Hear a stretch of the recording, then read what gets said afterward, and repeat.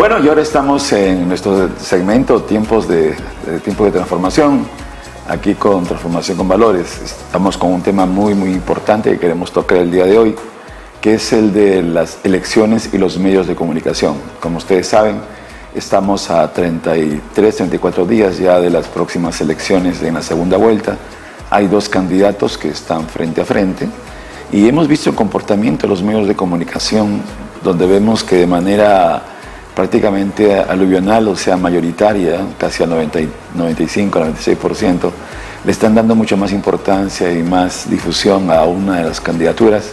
Y en el otro lado, pues la candidatura y la propaganda es más lenta, quizás hasta negativa. Y vemos que el fenómeno que pasó en Estados Unidos en las elecciones anteriores, cuando Donald Trump fue elegido presidente, hubo toda una propaganda negativa, muy negativa del señor Trump, que finalmente lo posicionó.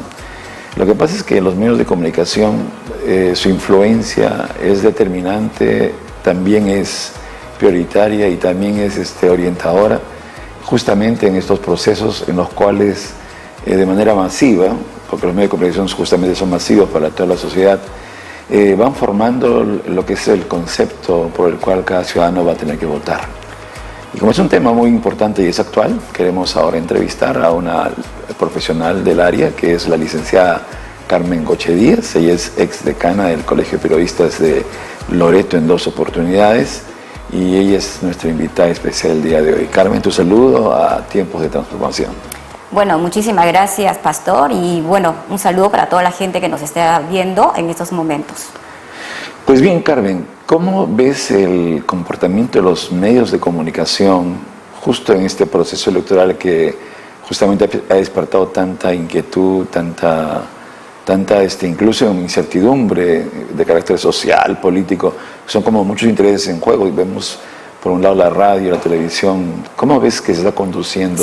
¿Te parece que existe un equilibrio o la orientación está muy sesgada? ¿Cuál es tu opinión como experta acerca del tema? Sí, mira, la polarización y la efervescencia de lo que se da en ese sentido en una campaña, o se caracteriza en una campaña electoral, se está viendo que el rol de los medios de comunicación cumple algo muy importante. En ese sentido, creo que la transparencia, la objetividad, la idoneidad que debemos de dar a conocer a todos por parte de la prensa. Es cierto que hay una división. Yo podría decir que hay un periodismo capitalino y también hay un periodismo de las regiones. Estamos divididos, así como dicen que el Perú está dividido en dos, los ricos y los pobres, entonces también la prensa por el momento está dividido también.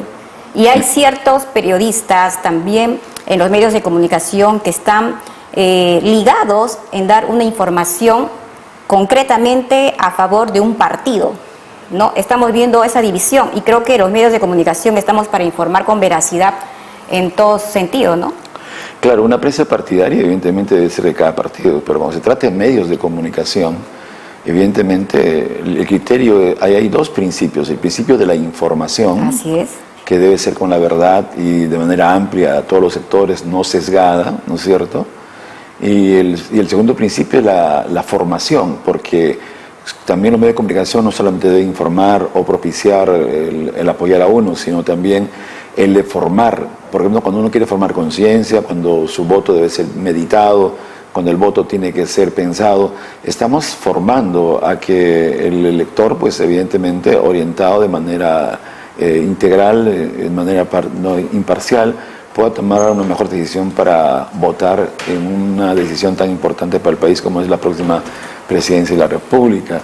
Y tú estás observando que eso se está respetando, o estás viendo que de repente hay otro tipo de presiones que hacen que no se esté cumpliendo esto que es el principio. Sí, un voto razonable que se debe dar, y creo que la gente, la población tiene que escuchar a los partidos. Es cierto, existen los periodistas partidarios, que es legítimo porque cada partido político tiene sus periodistas que le siguen, y también la prensa en diferentes medios de comunicación que tienen una logística y que es cierto, tienen toda la prensa a su disposición, donde siguen a los partidos políticos o a los candidatos que se está viendo en los medios de comunicación.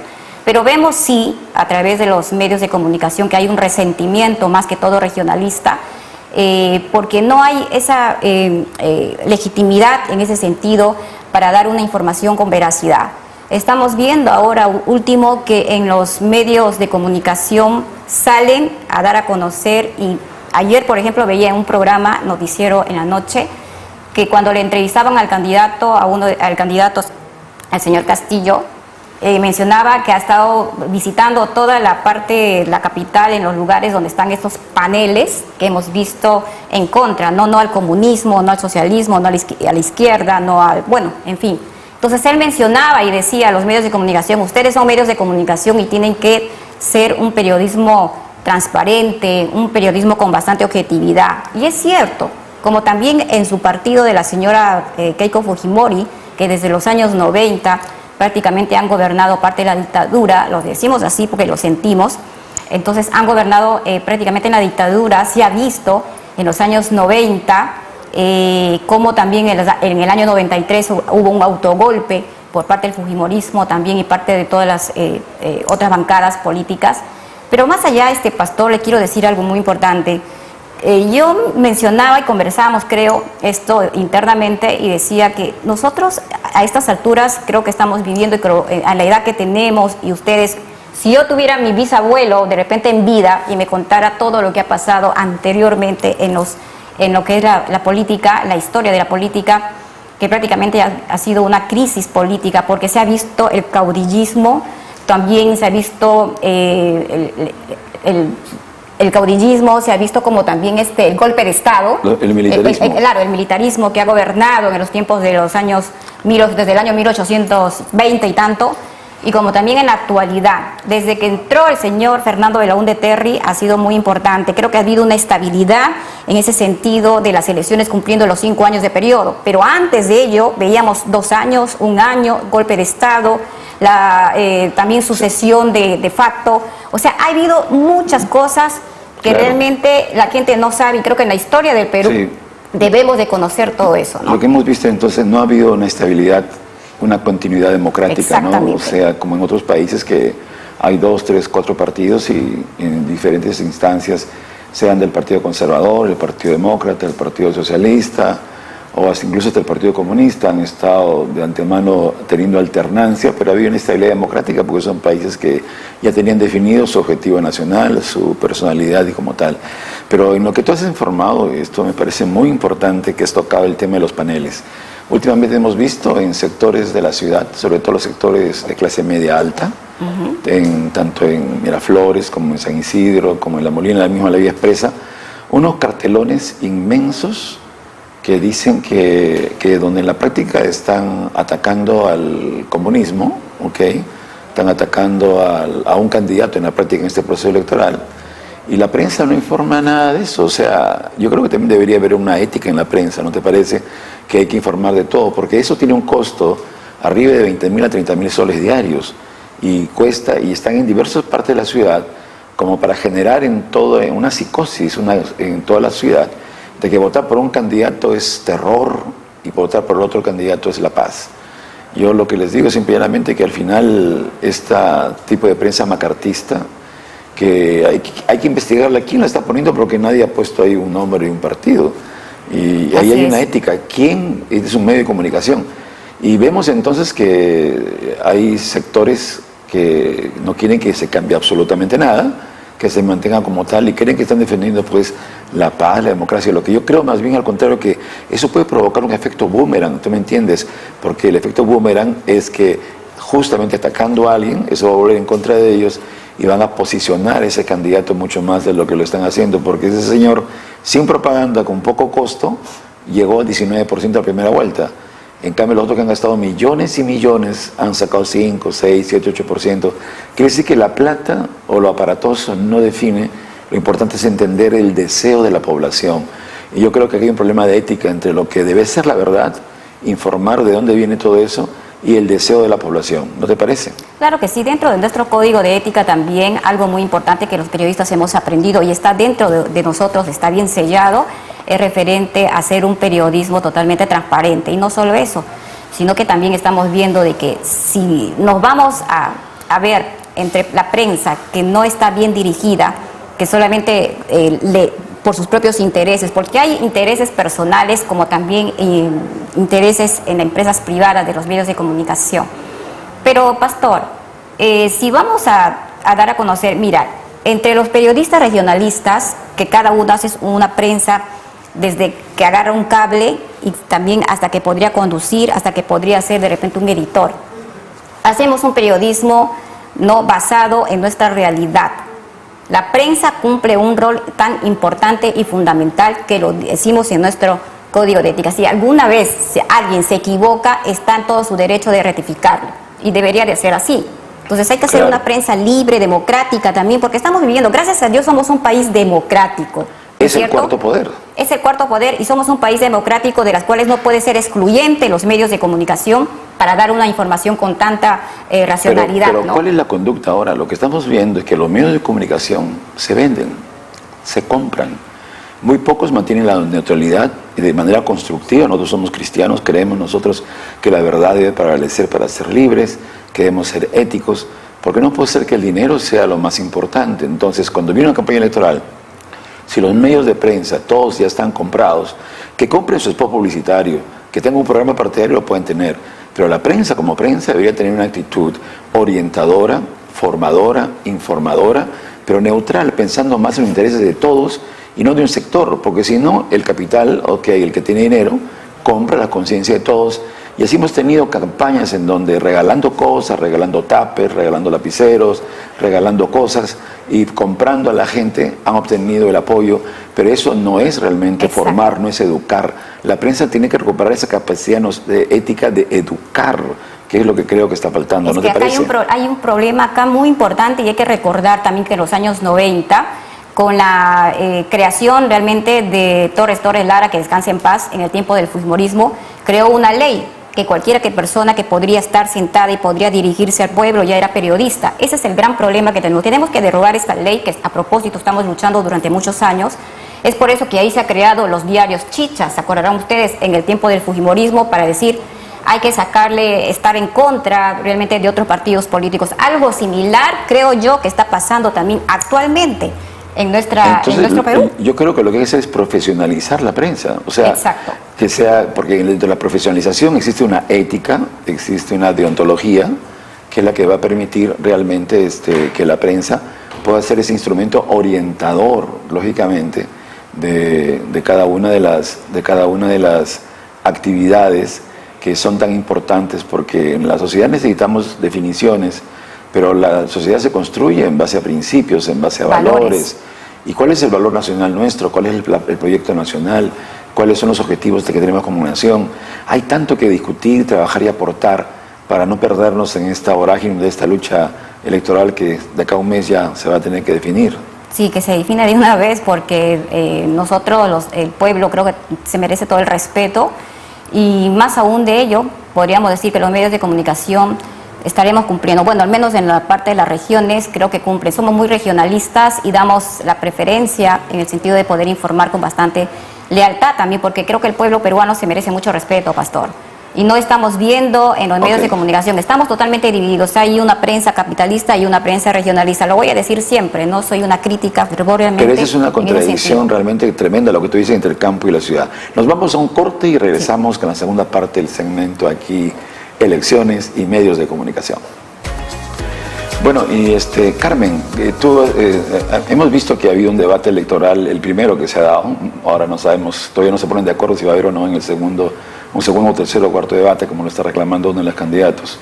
Pero, ¿cuál es tu opinión de este primer debate? Que lo único bueno en la primera parte es que por lo menos ha sido en provincias, por lo menos ha sido en Chota, pero tu opinión, ¿cómo viste todo el manejo de la difusión, los medios de comunicación y el comportamiento de los candidatos? Bueno, ha sido un debate de tanto así de casualidad, podríamos decirlo. Muchos lo llaman, no sé, ilegal, improvisado, no lo sé. Pues la cosa que se ha dado este debate, y hemos podido comprobar que los debates se pueden hacer también en diferentes regiones, ¿no? Porque no solamente está concentrado en la capital de la República, y más aún se lo podría llamar un debate con eficiencia y efectividad. ¿Por qué efectividad? Porque ha demostrado que el Colegio de Periodistas, la Asociación Nacional de Periodistas, la Federación de Periodistas, tenemos buenos periodistas profesionales con grandes trayectorias que pueden conducir un debate. Como lo han hecho justamente, lo han hecho en Cajamarca, ¿no? Exactamente. Fue presidente del Colegio de Periodistas. Claro que sí, el que los conductores fueron tanto del colegio como también la Asociación Nacional de Periodistas que han conducido este debate y ha sido muy efectiva. Y un gran ejemplo que los mismos periodistas capitalinos han dado a conocer y han hecho un reconocimiento también. Yo decía esto, Pastor, hace mucho tiempo decía, ¿por qué no se hace eso? Lo ponía en el Facebook, lo ponía y siempre decía, hay buenos periodistas con gran trayectoria en diferentes regiones que lo pueden hacer. Ahora, creo que el Jurado Nacional de Elecciones para el siguiente debate deberían de coordinar también con estas instituciones o con estos gremios para poder dirigir un debate. ¿No te parece que, por ejemplo, hacer un debate que fue en la Sierra Norte fue importante? Porque creo que la misma candidata de Lima, que llegó para allá, dijo, me he demorado 11 horas en llegar. Bueno, pues tienes que caminar para conocer, si quieres gobernar, es el Perú verdadero, el Perú de real, el Perú profundo. Exacto. Pero ya, esa es la parte de sierra, la parte norte que tiene toda una característica. Pero vayámonos a la selva. Yo creo que, por ejemplo, debería haber un debate, por ejemplo, en la ciudad de Iquitos. Porque la selva, que es donde todos trabajamos, donde ha sido decana de colegios periodistas, tiene una realidad tan distinta, incluso la capital está muy a espaldas de Loreto, ¿no te parece? Totalmente. ¿Qué te parece ahí un debate para proponerlo? Sería interesante que haya un debate, y no solamente en la misma ciudad o en la misma capital, sino también podría ser de repente en uno de los distritos para que la señora pueda, no sé si dirá, hasta aquí me han traído, no sé, o he venido hasta aquí. Creo que el país profundo, así como es el Perú, costa, sierra y selva, entonces en la selva podría ser el Datén del Marañón, ¿no? Podría ser también claro, que haya un debate, porque hay gente de verdad muy humilde que no llegan, los pueblos más aledaños, en diferentes, que también surgen las fronteras, que tenemos Loreto, y deberían de llegar también las autoridades ahí, porque solamente en campaña política es donde asisten, ¿no? Algunos con su tablet y conocen. Claro, y otro debate también para mí sería en la ciudad del Cusco, por ejemplo, para atender la parte sur, la frontera. ¿Y por qué razón? Porque, mira, a veces yo veo un debate estéril. Uno quiere que sea un solo debate. Yo creo que deberían ser un par de debates, pero en el interior del país. En Lima puede cerrar al final. Porque eso de 4 debates acá, uno vicepresidente, otro el equipo técnico. Mira, el equipo técnico nadie lo escucha en un debate, nadie lo escucha, la gente no vota por eso. La gente quiere ver propuestas que le convengan como tal. Los medios de comunicación deberían propiciar eso, estamos de acuerdo con esa iniciativa que ha hecho el Colegio de Periodistas allá en Cajamarca, porque eso es descentralizar y salir un poco de Lima, porque mucha gente de Lima está gobernando y dando leyes desde Lima, como en la educación, por ejemplo. Te dan un libro de educación y te ponen ahí una llama, te ponen un jardín de la ciudad de Lima, y eso que tiene que ver con la selva, no tiene que ver nada con la selva. Así es. O sea, hasta la educación, y lo mismo tiene que ser de diversos aspectos. Necesitamos una educación integral que permita unificar realmente en la visión de país para todos los peruanos. Eso es lo que mencionaste de la descentralización, es muy importante, pero aquí vamos de esto. Existe una centralización donde está acaparando todos los recursos económicos del Estado, mientras tanto vemos ahí a las subnacionales, regionales, locales, ¿no es cierto?, de las instituciones que están buscando y están asfixiados porque no tienen los, vamos a decir los recursos, pero sí tenemos en potencia, por ejemplo, el renacimiento, los mineras, tenemos la agricultura, en fin. Entonces lo que pide a grito, pienso, y creo que sí lo exigimos, es la descentralización, porque con una descentralización que hacemos un gobierno también eficiente y al servicio de la ciudadanía, ¿no? Excelente, porque no es justo que los debates solo lo vean a nivel nacional los que tienen televisor, básicamente los tienen radio, y eso son una parte de la sociedad, no son toda la sociedad. Pero hacer un debate en las plazas, en un lugar en el sur donde viven mineros, viven agricultores, en la selva donde están las comunidades nativas, donde está la gente que vive dentro del desarrollo de la Amazonía, los madereros, la gente que trabaja en esos sectores, o en el norte, los que trabajan justamente en la pesca. Pues bueno, los sectores productivos, que son los que realmente aportan al Producto Bruto Interno, necesitan escuchar si el presidente, el que quiera aspirar a ser presidente, va a gobernar en beneficio de ellos o va a estar a espalda de ellos. Es la verdad, hay que ser prácticos. Lo que ha ocurrido en esta coyuntura es que las regiones están con un candidato y solo Lima está con otro candidato. Es una lucha entre regiones y Lima. ¿Por qué razón? Porque el centralismo ha impedido el desarrollo integral del país. Realmente este es un tema que realmente da para más y todavía tenemos que... ¿Cuál sería tu consejo final que tú podrías recomendar, por ejemplo, en cuanto, porque yo sé que los siguientes debates van a ser muy reñidos? ¿Cómo aconsejarías que debe ser la ética de un periodista que quiera realmente ayudar a la formación de la conciencia a nivel de toda la colectividad del país? Bueno, dando una información con objetividad, porque el voto del ciudadano y del elector tiene que ser un voto realmente que a él mismo se pueda sentir en una situación donde podemos decir, caramba, yo voto, ¿por qué? Porque quiero que mi país progrese, porque mi país sea democrático siempre. Eso del comunismo, socialismo, de la izquierda y todo eso, no. Aquí hay dos candidatos. En cualquiera que se pueda dar el debate, hay dos candidatos. Es la señora Keiko Fujimori y el señor Pedro Castillo. Olvidémonos de los que están a su entorno. Es decir, olvidémonos del señor Cerrón y olvidémonos también de del papá de la China, ¿no? Claro. De la señora. Sino hay dos candidatos. Y hay punto. que escucharlos y la definición va a ser entre nosotros. El elector va a decir un voto razonable porque quiero que mi país crezca y haya más producción, en fin. No, eso es lo único que les puedo decir, un voto de conciencia para estas próximas elecciones que se van a desarrollar el próximo mes. Yo creo que realmente esta es una primera entrevista, Carmen. Esos temas tenemos que seguirlo tocando, sobre todo en la ética que hay dentro de los medios de comunicación. Y justo esto es por el bien del país. Estamos pues en tiempo de transformación. Ha sido un placer, esperamos verte en un programa pronto y pasamos ahora a nuestra mesa de conducción.